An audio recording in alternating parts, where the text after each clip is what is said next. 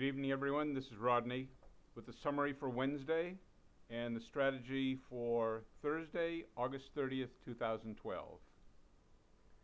Let's jump right in with a look at the ES for today, for Wednesday.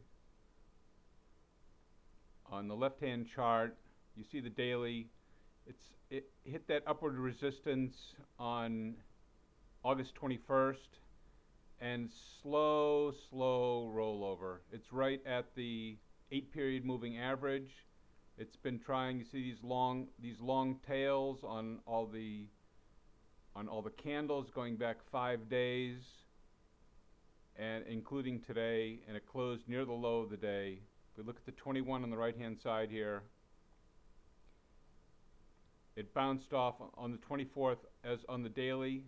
On the left-hand side, it bounced off the 377 exponential moving average, came back up here. T5 never went above zero on the light blue wave. T4 was never above zero. T3 was never above zero. But as this went up, it curled back over again, and now they're on their way back down. So in the short term, this looks like it needs to go back to 1400 on the S&P, which on the daily, on the left-hand chart, would take it down to the 21 exponential moving average. Now, all these waves are above zero, so you have to make note that this is still a bullish pattern, but there has definitely been a rollover in the waves since August 21st, since this peak. So it remains to be seen whether any kind of Bernanke announcement on QE3 has anything to do with it. I'm sure it'll affect it one way or the other. Whether we're up 50 points from here in the S&P, or down 50 points, or up 100 or down 100, this pattern of 15 days, almost 15 days of sideways, will not continue. The average volume on the New York Stock Exchange has been right around 500 million. That will not continue. Everybody comes back from vacation after Labor Day. Something is going to give. We can't, I know the adage is never short a quiet market, but this is just slowly grinding to a halt and looking like it wants to roll over. So to my eye, it's going to be up or down 50 to 70 points. Right now, to me, it's looking like it's down. And even if it goes up, it's going to be very short-lived, and then it'll come back down again. Let's take a look at a few of these stocks really quickly. Goldman Sachs looks like it got through all this congestion. It looks like it's grinding higher a little bit each day. Again, sideways to higher. It looks like 108 wants to be its target. It hasn't quite rolled over yet on the 21-minute. It's still above zero on T1, T2, T3. So it's a grind higher on Goldman, but at some point when this reaches a 50% retracement, let's take this, put the Fibonacci tool on it. So the 50% retracement on Goldman Sachs on the daily is right at 110. And by some miracle, if it gets to 114, that's definitely a short. But I would start nibbling at it at 110.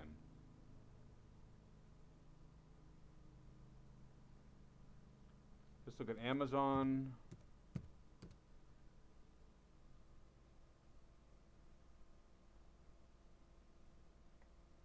Amazon just keeps on grinding. I think these are new all-time highs. Up another point today. Finished right about at its highs. This may just keep on going for a while. There's no indication of let up. These waves, it's so quiet on the upside here that these waves are just like hovering around zero, and there's nothing here to do on Amazon. Taking a look at Netflix. Netflix looked like it was starting to roll over, but then it went sideways for the last 4 days. And you can see from the 21-minute over here, it's just very slightly to the upside on the waves. You really can't tell much by that. That's a non-play to me. Let's take a look at Apple. Apple's been flirting with its new all-time highs. I think it hit like 682 up here. All indications are that this is a go. Even T3 went completely above zero today, back here. So, in normal circumstances, I would say this would be a good play on Apple. I'm thinking that because the 21-minute is getting a little bit tired after this move for the last straight month, and T5, which went above zero on July 31st, is now starting to get a little bit tired on T4, and T5 is just a few candles, a few hash marks away from being below zero. So if T1 can roll into T2, T3, it's already rolled into T4 because that's below zero. I like Apple on the downside here, down to 660 and maybe to 647. That could happen very quickly. We've been playing MasterCard for a long time now. I'm basically break even because I got in at around 426 when T5 on the daily went below zero, came back down. I had a profit. I kept it because I thought it was going to at least hit 410, but then it popped back up. So there's enough time on this, which is one of the things about buying things ahead in time. And the gift of time, it still has 4 weeks to go, or 3.5 weeks. So I like this. I like the way this is rolling over a little bit. This is a higher high on the 21 minute, but the T1 is a lower high. With the wave has a lower high with the cash price as a higher high. So I'm still looking for MasterCard to roll over. Okay, we talked about gold and the fact that all the waves were moving in the direction above zero. T1 has been above zero for a long time, but it couldn't get past this congestion. And finally it popped up. I said, don't chase it up at 161, but wait until it comes back down. Well, it has now come down one point and a little bit more. If we can get it to come down to 158, 159 area, right back in here. This is a nice. These are nice moves below zero, and so the 21-minute waves T1, 2, and 3 were telling you that this was going to move down, but the daily is telling you that this is going to move up. So this is like a perfect opportunity here to get in. Just wait till it comes back down. I would wait until it comes back to 158, 158.70, 159 area, which would be right about in here, and that will be a nice long entrance, and these will turn around and go back up on the waves and continue the upside momentum on the daily. The 21 will turn back up. The daily is already up. In regard to Google, Google has been taking out these long trend lines that were established January 2010 have now been pierced on Google. And this is like a command performance. It's just like pushing through everything. Now, Google has taken an incredible run of 100 from 563 up to 688, which is 125 points, which is phenomenal. I don't know what's keeping it up there, but it's phenomenal. And there's no reason to believe that it won't go further. I'm just not a player on the upside because I'm looking for downside pressure in the market, and what to play on the downside. So Google, yes, if you got in way back here, then you've been in the chips for a long time. I would not myself. I wouldn't play it anymore on the upside, even though it probably has more to go. I like the fact that it closed above this trend line, so it may actually even hit 700. Finally, let's take a look at Baidu. What I've mentioned in the past is these peaks that have been established, firmly established, all the way back going a year and a half. Every time there was a peak, it tended to, even though the waves were above zero on the daily, it did peak out, and it has a tendency to collapse at least 50% when it does peak like that.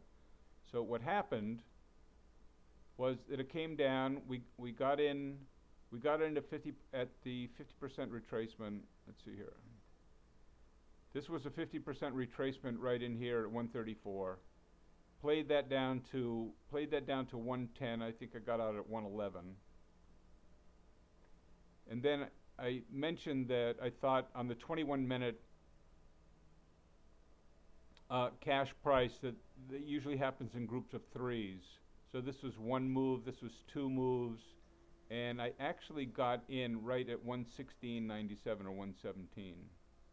And it wasn't looking too promising because it went against me from 117 up to 120, but I was still holding firm that this looked like it was, the daily looked like it was rolling over. And as it happened on the daily, even though this looks like a complete, like why would it bump up against 120, 120 and a half, 120 and 3/4, until you look at the daily chart and you see that when it came up to the 8-period moving average of the daily chart, that was exactly where this happened. When that happened, I actually stayed, because I was looking at the daily chart and looking at the rollover and looking at the crossover between the 8 and the 21 and how that was crossing back over the 55-period moving average, which is represented in red right here. Let me blow that up so you can see that.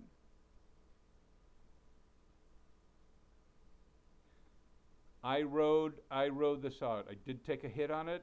I took a hit on it just like I took a hit up here when I thought it was rolling over at 130 and it went up to 134.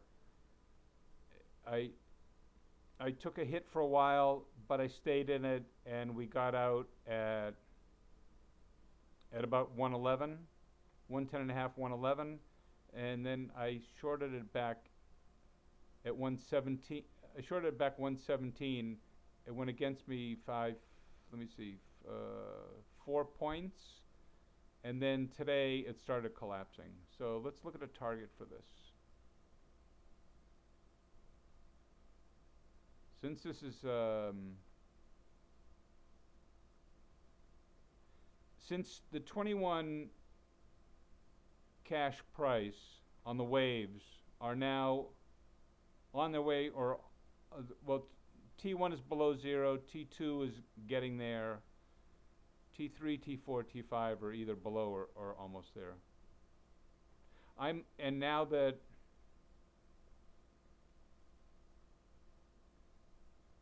the 8-period moving average is below the 377, and it's crossed the 21, it's crossed the 50, it's crossed everything, and the 21-period moving average is about to cross the 377 and the 55-period moving average on the daily. My target for Baidu is 100. Now we really kind of lucked out. It was a nice move down today. I expect this move down to continue. It may take a little hiccup on the way down, but this has a target. My target of this is 100, and it'll probably bounce off 100. It's got support at 100, on July 16th. It has supported 100 on September 30th, 2011, and also January 2011. So if it gets down there, this is going to take a nice bounce. You can play the bounce, and we'll take a look at it again and see if any of these larger waves, the smaller and the larger waves, continue below zero. That's the wrap up for tonight on Wednesday, and good luck trading on Friday. Good luck trading on Thursday. It'll probably be a very, very slow volume week. Everybody's heading out for vacation, 3 days, 4 day vacation, and we should see some heightened activity starting on Tuesday. Good luck trading, and see you at the next update.